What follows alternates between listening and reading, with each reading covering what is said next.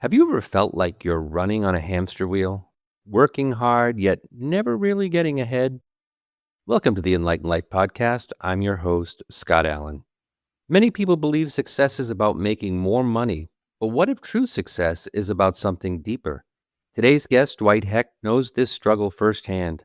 As a single dad of 5, he spent years living paycheck to paycheck, stressed and unsure of how to break free. But instead of staying stuck, Dwight took control, changing not just his financial situation, but his entire mindset.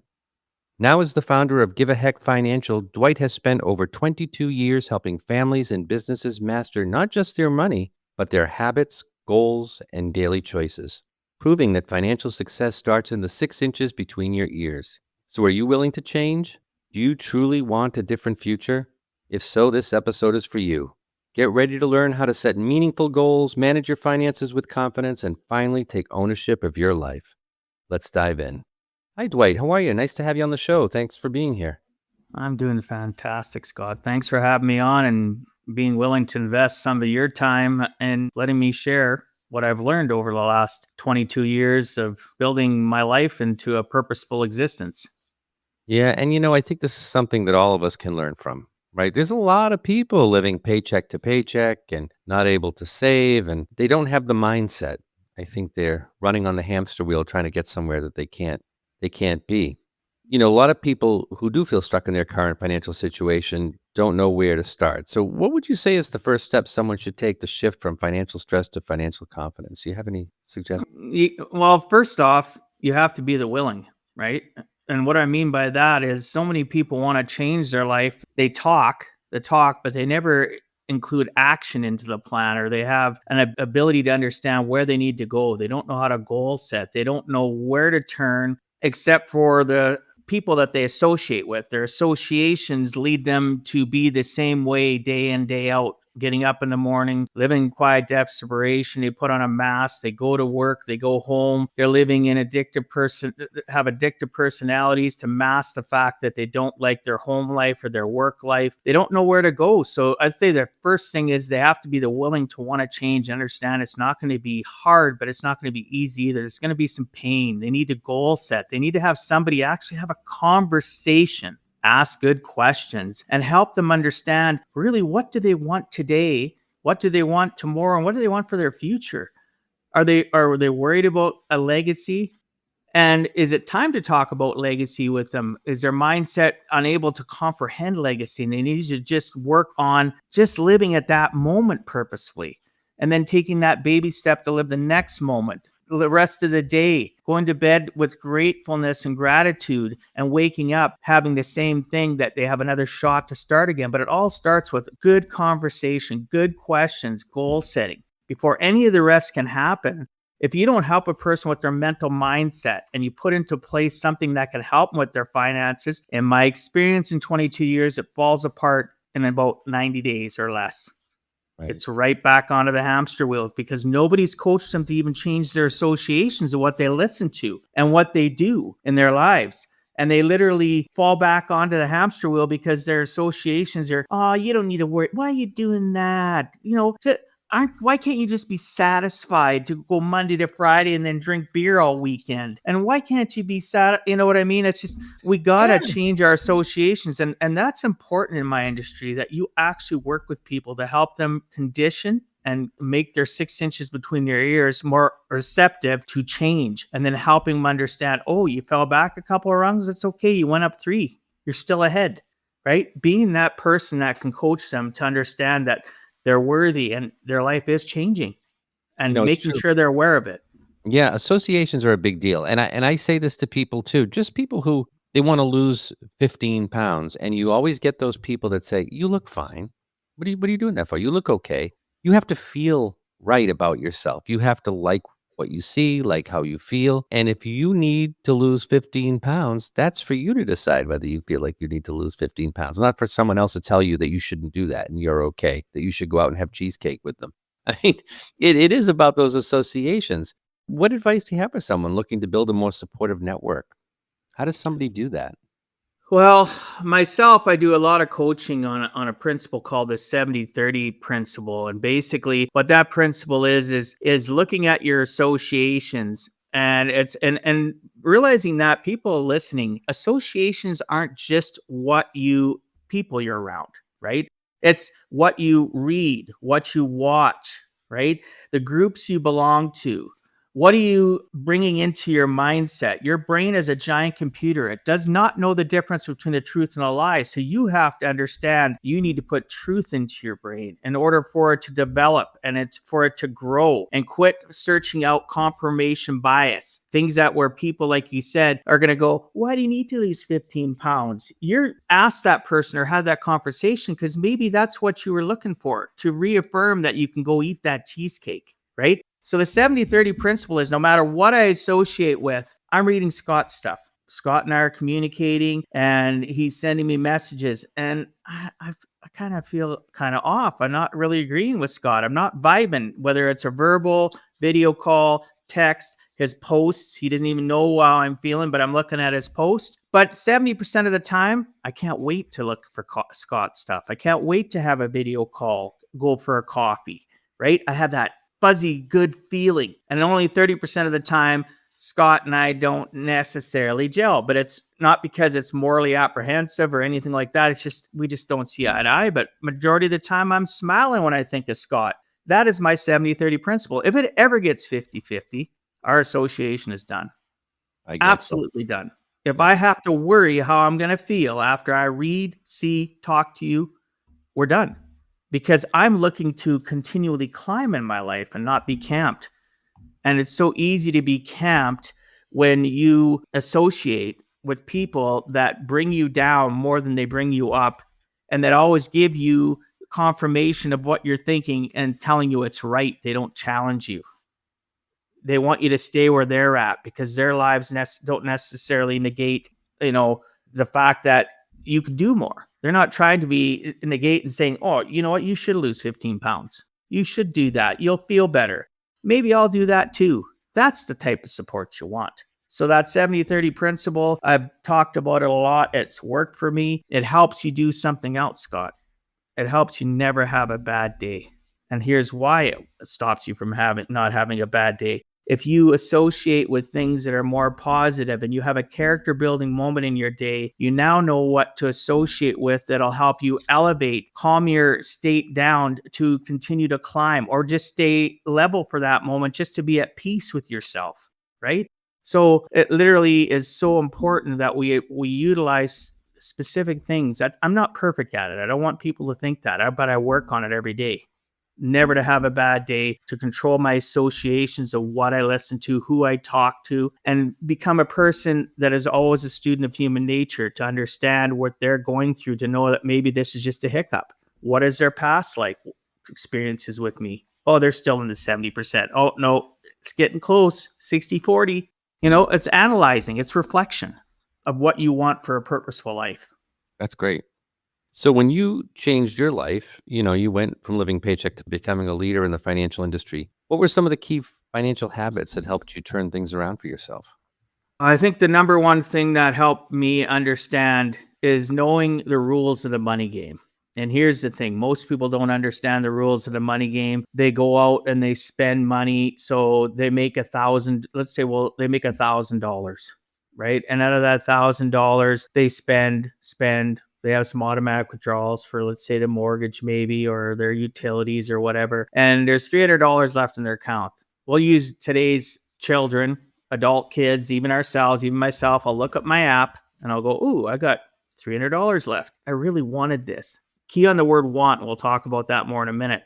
I really want this. And they go and spend that $300, yet they don't have anything notarized down or anything warning them that next week they have a $200 payment coming out, another $100 payment, another $400 payment. But yet they got that retail kick in the pants. They went and bought something, made them feel good for a few moments. And they have buyer's remorse if they're willing to admit it. Yet now they're into lines of credits, credit cards, loans, and they're suffering. They're in quiet desperation. So they had a dopamine hit from buying something, but the long-term result of them not knowing what their money is and the money game, they end up living at night in quiet desperation. And I was doing that. I was a guy raising 5 kids.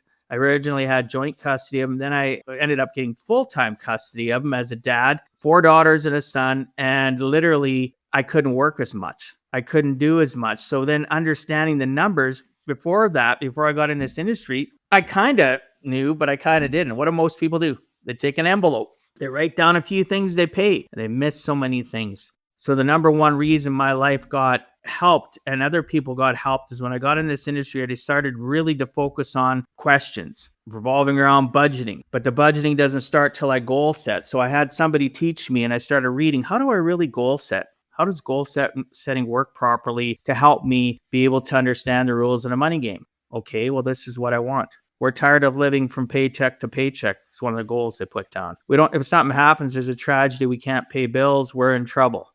You know what I mean? Our kids aren't in extracurricular activities because we can't understand. So I get all that information. It gets more detailed than that. And as we have meetings, it breaks down more and more and more. And just so people know, I can help anybody in the world to this process. I just maybe can't help you with the end result of what you need for insurance or investing, right? Because you're not where I live. But I can help you through that stage of learning how to do it. And then when you go to deal with a traditional person, it don't matter. You have all your ducks in a row. You have the ammo you need. You have the shield and understand how to protect yourself. And now you just go look for it. And I can help people with that depending on where they live. I understand different investment principles and investment products and tools depending on where you live. And if I don't, I'll find it out for you. But that being said, it's a matter of goal setting and budgeting, right? Understanding your needs and wants. I get people to write down all their budgetable items. I have a spreadsheet. If people reach out to me at dwight@giveaheck.com, it's on Excel. I'll set it to you for free. You can go in, you can put your income sources from significant others. You can put your unearned, your earned income. It's got a pie chart. It'll tell you how much you're spending, how much you have for savings. You can list and edit everything you need in that. And one of the number one things that people don't put in a budget, haircuts. Like, obviously those people are listening. They aren't watching. I'm a bald guy. Do I need haircuts? No. But most people do. So at the end of the day, people will say, well, why do I need to put my haircut down? Or why do I need to put an oil change in there? Well, where does it come out of? Does it come out of your saying bank account?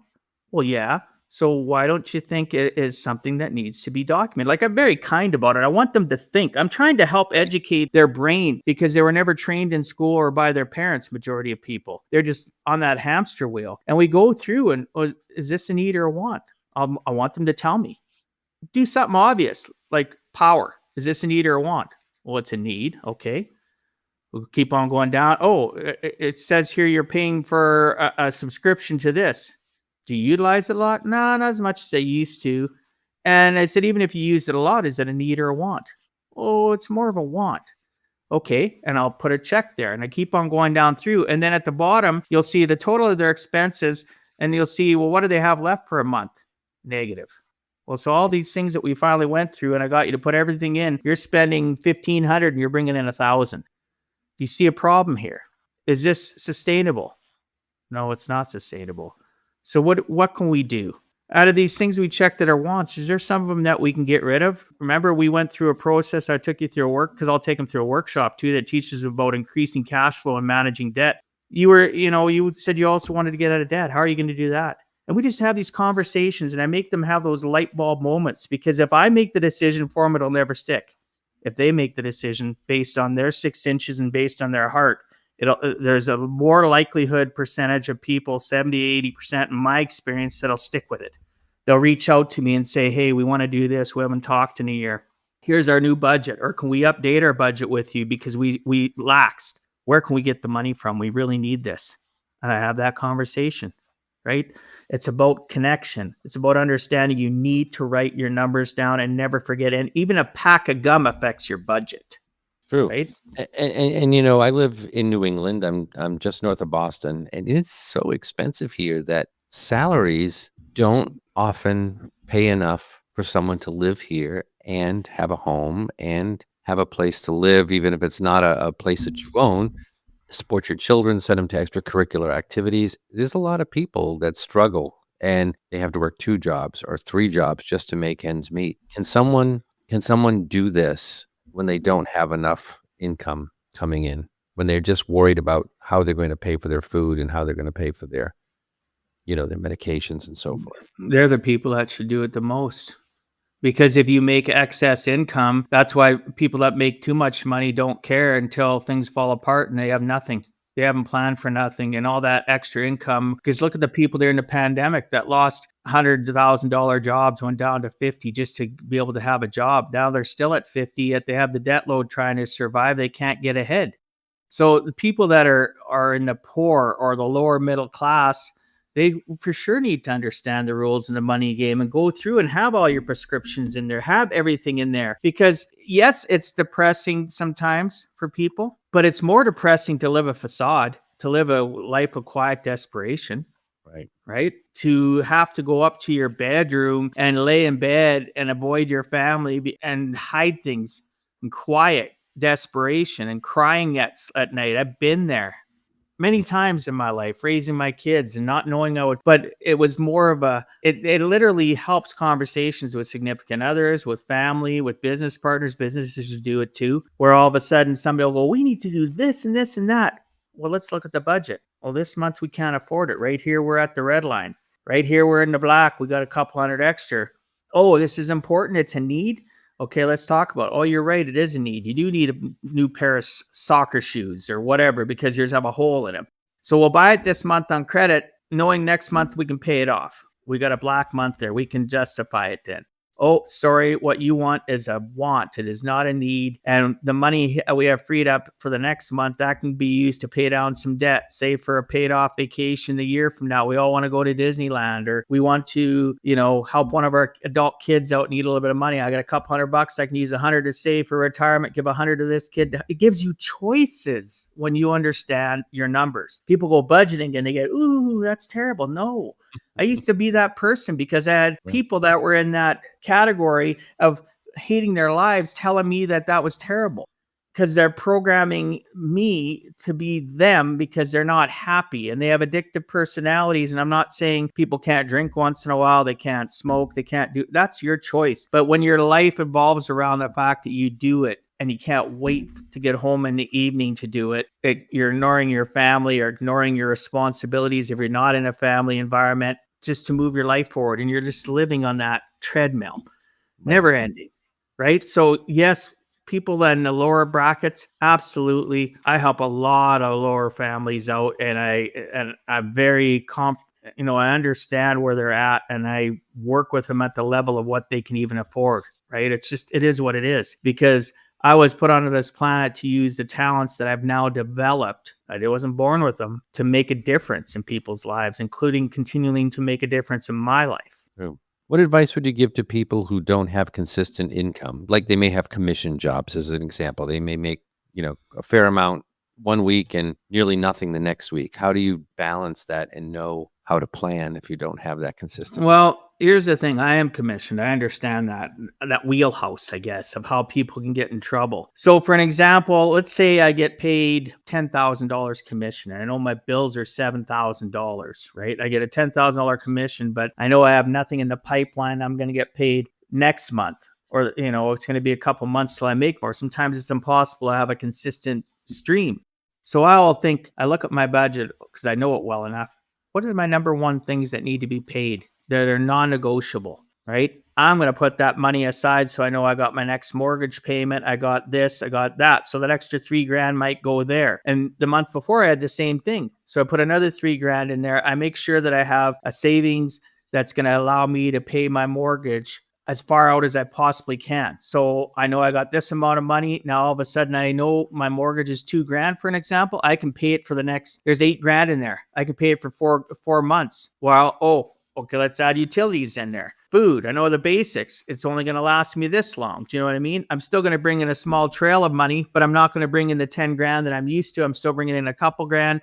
So knowing your numbers is what's going to make a commission person, and understanding that if they get a big payday that month, you need to put money aside. It's not about going out and going, yeehaw, let's go buy all our wants. And then all of a sudden have no money, and now you're paying out of lines of credit cards to pay your bills. And it's just a vicious hamster wheel thing, right? You're happy, sad, Then sad.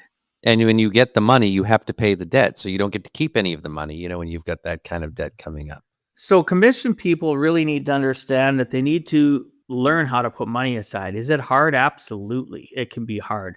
But you create a positive habit and start doing that. and just putting some money aside, understanding these are my needs that for sure have to be met every month. I'm meeting it this month. I've got extra. Oh, I needed a new pair of shoes. Okay, go do some. Spend a few $100s on things you might need for the family or yourself, or you're an individual for your own self, and then put the rest aside. Don't invest it, because that's silly. If you invest it into somewhere, your emergency fund, and then you have to pay fees to get it out, or it takes you longer to get it out. Now, if you don't have any ability to not go and blow it, I teach people, well, you can go into these type of accounts and you have to wait 24 hours before they'll even give you the money. Right. Or 48 hours or whatever, to stop them, because our mindset plays tricks on us. Sure. It tells us that something is a need when it's actually a want. And we just help learn that we control our 6 inches all the time and what we're going to do, right? And how we live our daily life, so we don't spend that money. But yeah, it all goes back to understanding your numbers and what do you truly want. And do you have somebody that can mentor you and help you through it? It's okay to be, it's not a weakness, it's a strength if you seek out help. Wouldn't you agree, Scott? On anything. Yeah, of course. Because we don't all have the answers for everything. Sometimes you just need another opinion, somebody with some different knowledge and expertise. Absolutely. Yeah. So it's all good. It's What's just your one take? day at a time. That's all you can do. What's your take on living within your means? How can people balance enjoying their life while still planning for the future? Well, again, it goes back to goal setting. When I tell people to live within your means, we're always going to use $1,000 because it's easy for people to think of. Hopefully you're making more than $1,000 a month, but $1,000 a month, if you look at it, I will tell people, okay, here's your goals. Here's what you want, right? And let's see, what can we do to save for the future? Because one of your things is you want to save for retirement, for a rainy day. You want to put it together. That's fine for now. And eventually we'll split them out. So we're going to take 10%. We're going to put away $100 of that $1,000, and we're going to make your budget fit into the 90%, including paying off debt and doing everything else. And this way, you're going to take a little bit of stress off your mindset, because you put in your goals that you want to save for retirement. You haven't saved anything yet, or you've been saving, but not saving enough, right? And we'll end up making it so that you save first, always, even if it's $10 a month. If they only can do 1%, that changes a person's mindset when they see that they have a little bit of a savings going into an investment, right? Even $10, you'd be shocked, because people have never saved $10. So they're saving $10 of 1,000. They got $980 left to live off of, and we fit it into budget. So it can be, some people it'll be 20%, some people it'll be 5%. We find something that they are comfortable with, not me, them, because they have to live with their choices and they need to be confident in their choices. And does it take time? Yes, it does. Building confidence in somebody, I know I went through it. Building my own confidence, finding the right books and things to read, people to listen to that help motivate me, people that I go on calls with, ask questions. I made friends with people in the industry because I wanted to learn more. I wanted to learn the ins and outs of people's mindset, to be a student of human behavior, so that I could be the best person I am to help people understand. Living within your means you need to take ownership. You got to be part of the willing, and we'll help you figure it out. Maybe it's not the first month. Maybe the spreadsheet I do and help you do is 6 months out before you're actually breaking even every month. But when you see some progress on the journey of your life, all of a sudden now 6 months later, you got $60 saved. You saved $10 a month. Wow, you've never seen that before. And I'll ask them, how does that make you feel? It's not a lot, but how does that make you feel that you're saving a little bit? And we're slowly getting all your living within your means within that $980, right? Oh, it feels great. Do you know, I hope this makes sense. It's about living purposefully, is about understanding you have to have goals for what you want in your life. And your goals can shift and change. They're all unique.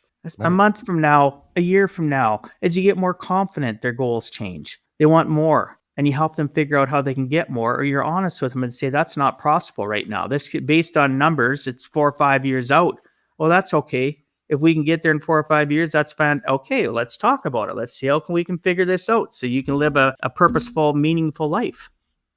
What would you say to someone who's ready to retire and they say, I messed up. It's too late. I mean, I'm ready to retire next year or year after, and I don't have it. I don't have any money. How do you, it probably is too late to make any kind of grand plan that's going to save you, all kinds of money. But is there a way that they can still live in a meaningful way? Sure. Even as you're approaching retirement? There is, but it might not be the level of what they've dreamed about, what they've programmed their mind to want. And I do get people that get sent to me that are retired or hitting retirement that I've had to tell, like, listen, what's your numbers? They don't know. Goes back to we have to budget. I'm going out to see clients this week. We're going to do, because of health issues, he's forced into retirement. We're going to do all that stuff, go all through all the numbers. And I help them. This is what you get right now. This is what you can expect from government pensions, or like in Canada, we have old age security that you can get once you're 65. These are some of the things, like, I understand my industry. So I give them that info to help them put together. This is what they need. They need, let's say, $3,000 a month, and they've been stressed out and worried because they didn't plan enough, for an example. But help them understand, okay, so you're telling me we can live this. We've gone through all the numbers, $3,000 a month. Okay, this is what you're going to get from what you did save. Oh, you didn't save anything? Okay, so all we can do is focus on what you're going to get for government pension, maybe old age security, and see if we can factor in, oh, we figure it out, you're going to get $3,600 and you needed $3,000. And they're like, oh, we can survive. The only thing we can't get you is this goal. You wanted to go on a holiday once a year. Not going to happen. You can go on a holiday maybe to the local campground or lake, or travel in Canada, or maybe drive down to the US, but you're not going to be able to do that trip. Oh, you want to do Italy? That's really a dream of yours? Okay, Mr. and Mrs. Client, let's shoot for 5 years from now that you get to do your dream trip in Italy. Where can we find money to save so you can do it cash based? So you do get your dream vacation. You're still retired on a very little amount of money, but I'm going to see if I can help you figure it out. I'm not going to blow sunshine up their butt. I'm going to be very straightforward with them. No, it's never going to work going to Italy. Oh, I see a way here, because I can see the forest for the trees. They can't. So, being retired or about to retire, there's still hope. Is there hope for 100% of the people that don't have planning? No, there isn't. It all depends what level they're at. Some of them still have massive mortgages. Some of them still have they had to have a brand new vehicle, and they still got 4 years left of payments. Do you know what I'm saying? It all depends on what they've allowed and how big of a rabbit hole they've climbed into, whether or not I can get them out. Right. But there is hope for people that didn't plan. There is. It all depends. Everyone's like their fingerprint. It's different. I got to talk to them, have a conversation, and whether or not I can give them some hope or shock them into the reality that maybe they can't retire at 60. They're going to have to work till 65 or 70. And I've had to do that to people. Honestly, I have. Yeah. Yeah. Well, it is what it is, right? And, people feel intimidated. I mean, to what extent does psychology play a part in this? I mean, I think that some people might need that psychology, might need that therapy, maybe, or not. But there's an overwhelm that I think takes place, and people just give up. They shut down because they don't feel like they can do it. So you're helping them with the numbers, but it's almost like they need someone to help them with the mind too, as they go through this. I mean, Which I do.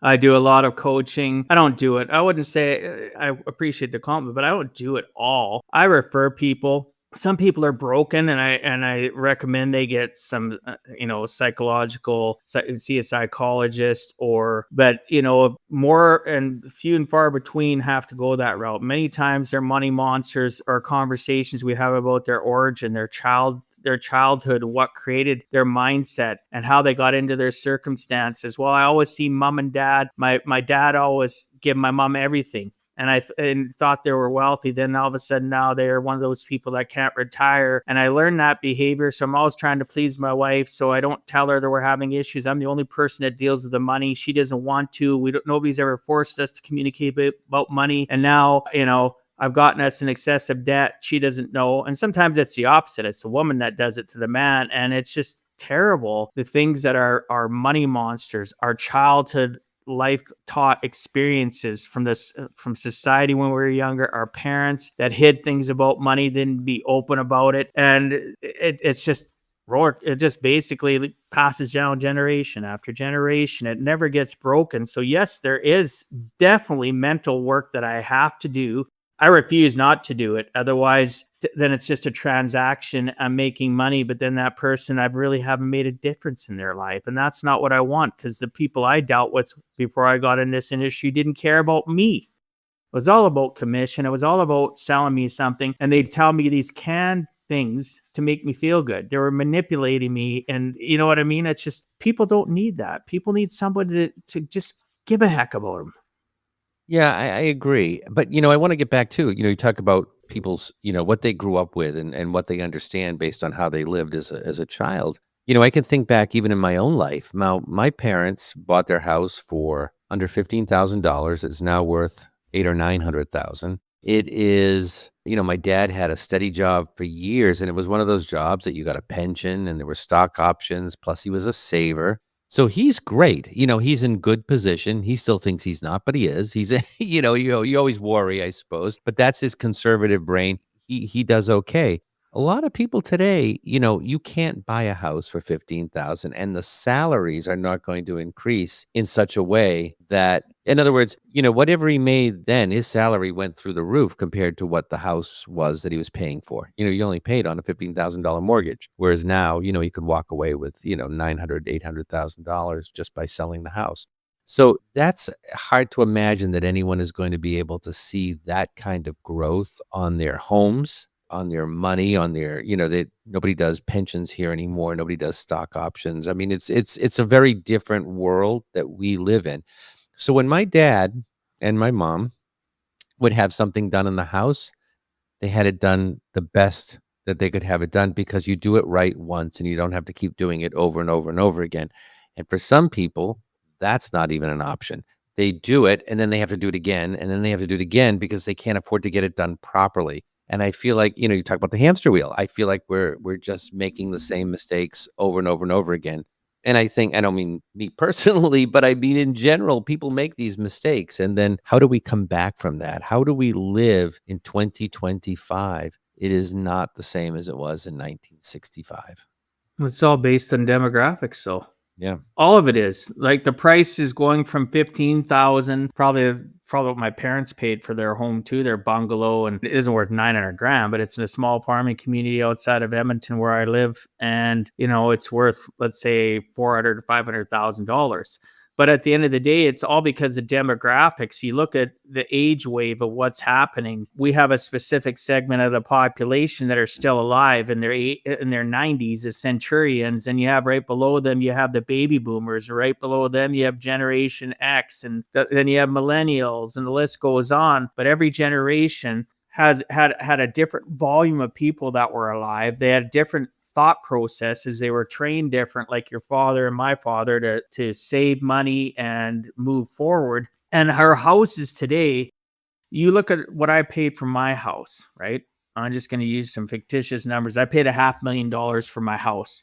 It took till just recently, and this is a fact, not based on the number I give you, but that where it actually is worth more than I paid to build it, using builders, architects, and getting the house built. After this year in 2025, I moved in the house in 2007. This is the first year that it's actually been worth what I paid for it. So if we're looking for capital appreciation, like you use your dad's example where you could sell it for 800, 900 and paid 15, it's almost impossible for that level of real estate to go up. And here's why. When you're looking at demographics, a lot of people didn't save a lot. So all of a sudden, what do they need to do? They hit retirement. They want to sell their house and live off the difference, have it supplement what they currently have saved, right? And then downsize. Well, guess what? With the way that boomernomics is, with the baby boomers and the generations after the fact, they literally are downsizing into smaller places. So let's say you live in a 4-bedroom house, 2,000 square feet. You want to downsize to a condo, a little single family dwelling about 900 square feet. That segment of the population that's doing that has been doing it in the US and Canada. They're doing it so frequently. They're driving up that middle class market of the smaller priced homes, and their price of their homes is declining because less and less people want big homes. Right. So if that makes sense, less and less people want big homes. They sell their home for 900,000 and they thought, oh, we're going to go buy something for $500,000, still have 400 grand. No. Now they're paying 800,000 and they're not getting as much as they should have for that 2-story or whatever it is, because of the fact that like geography wise, or pardon me, when you're talking, not geography, but when you're talking about literally your population moving through time, housing gets affected, right? It's going to take years before there's going to be, we're in a negative birth rate in the world anyway. They've already said our population has hit its peak and it's going to start declining, right? What does that do?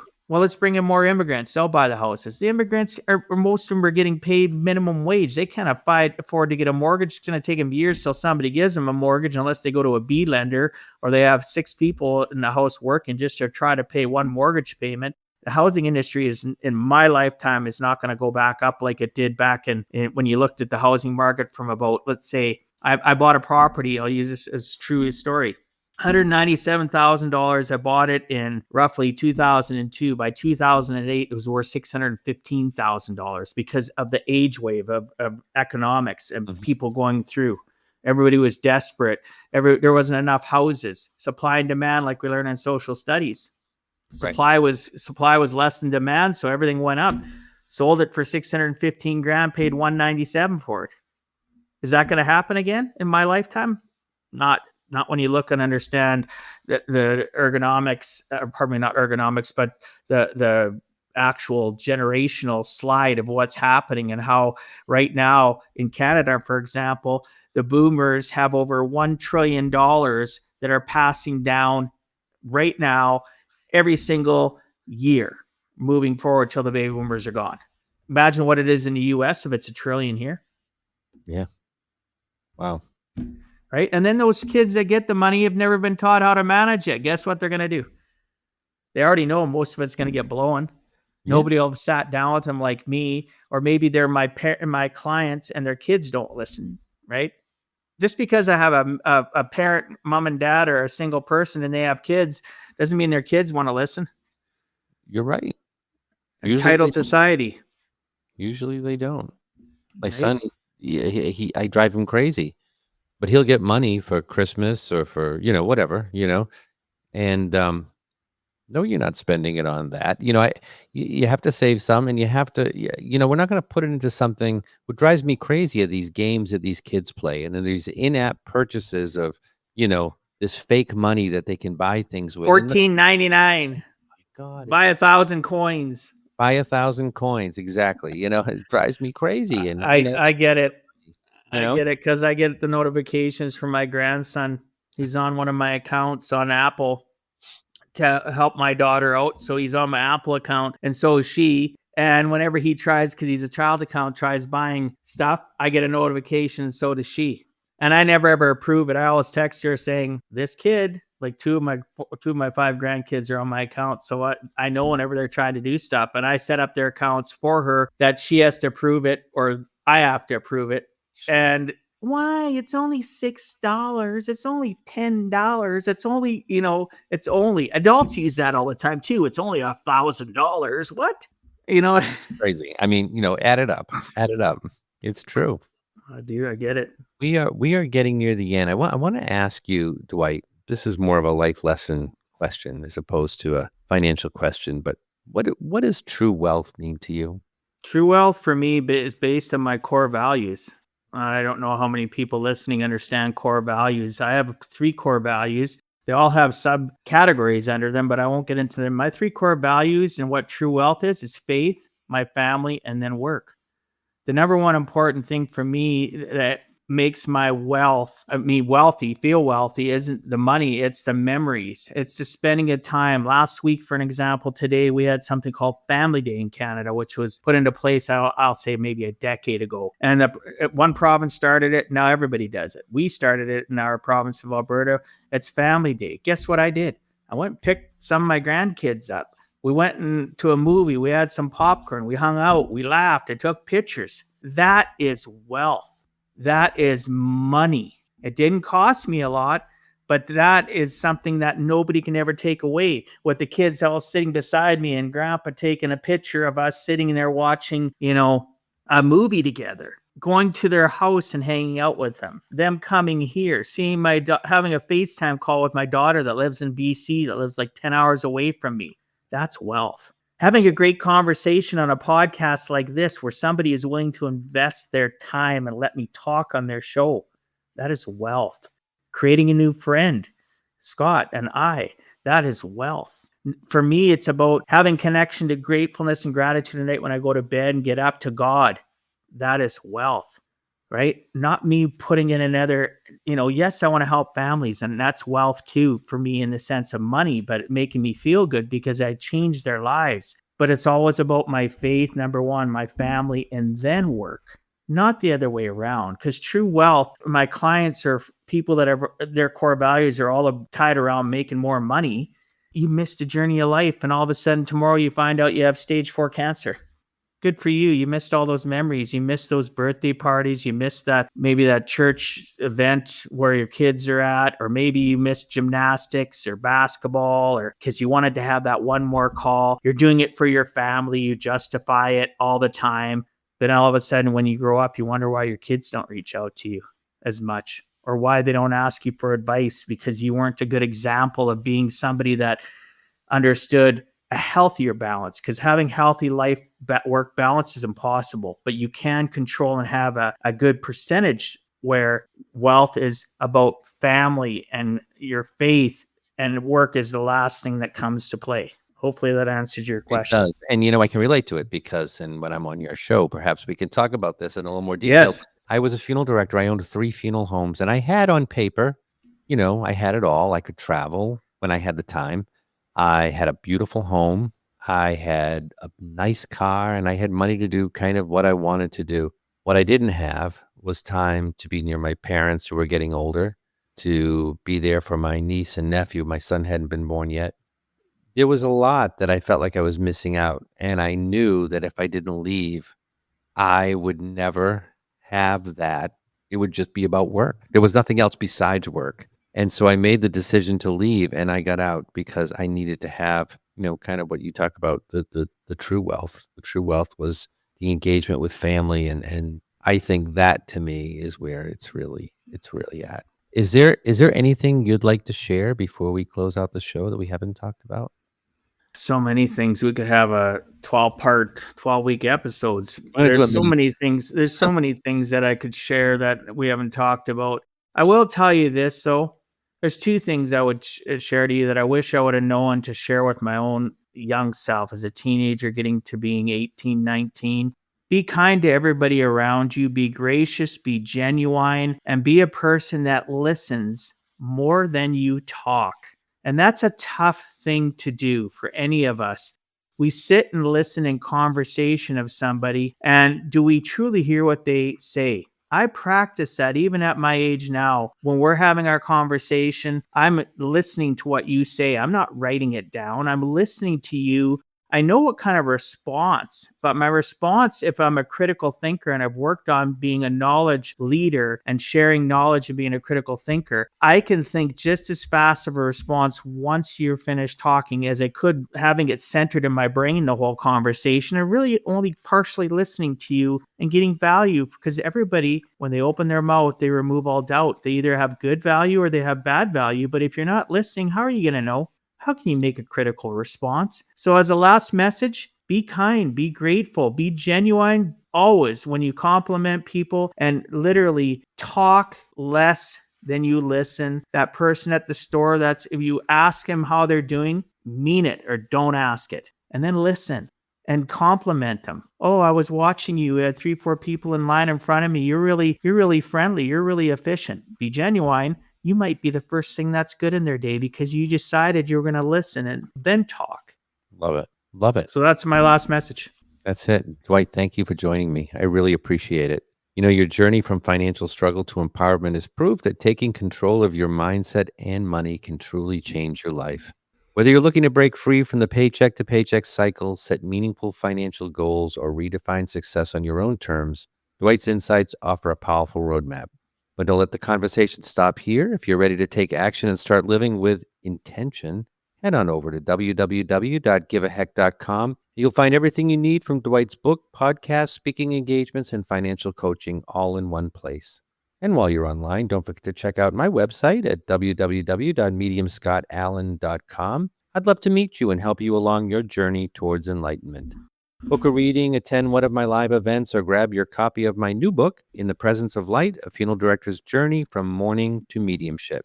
Finally, we'll be hosting a mystical journey at sea on the Carnival celebration from December 7th through 14th, 2025. We're headed to the Eastern Caribbean, and I'll be sharing private readings and much more. Head over to my website to learn more and secure your space on the ship. Thank you for tuning in, and remember, success isn't just about money. It's about owning your life and creating a future you truly want. Until next time, take care, get out there, and give a heck. See you next time.